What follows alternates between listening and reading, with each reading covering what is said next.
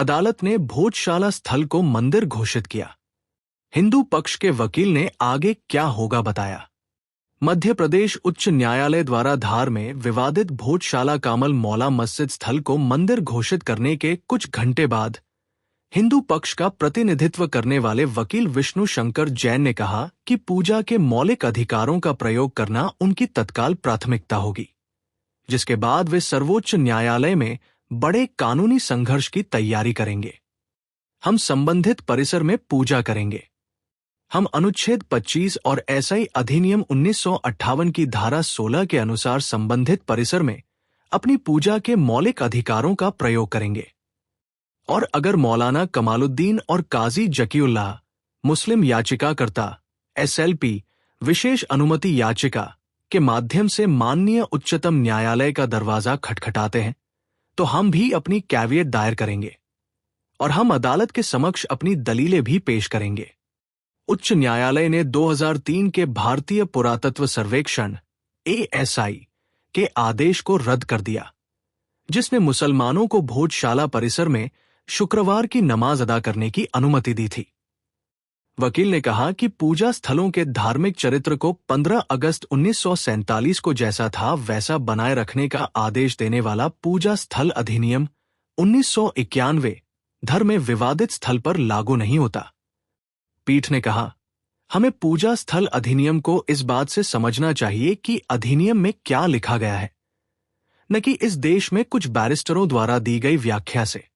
पूजा स्थल अधिनियम कहता है कि ये उन स्थानों पर लागू नहीं होगा जो प्राचीन स्मारक और संरक्षण अधिनियम 1904 के नियंत्रण में है, या प्राचीन स्मारक और संरक्षण अधिनियम 1958 के नियंत्रण में है।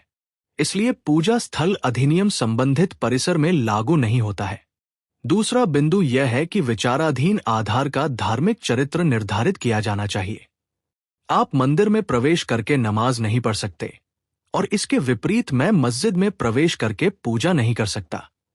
इसलिए यदि कोई गलत आदेश है जो किसी प्राधिकरण द्वारा पारित किया गया है, तो ये हमेशा न्यायिक समीक्षा के अधीन होता है और न्यायालय अपने विवेक से सिविल प्रक्रिया न्यायालय की धारा 26, नियम 9 और 10A के आधार पर भारतीय साक्ष्य अधिनियम की धारा 45 के तहत भारतीय पुरातत्व सर्वेक्षण जैसे विशेषज्ञ निकाय का उपयोग कर सकता है।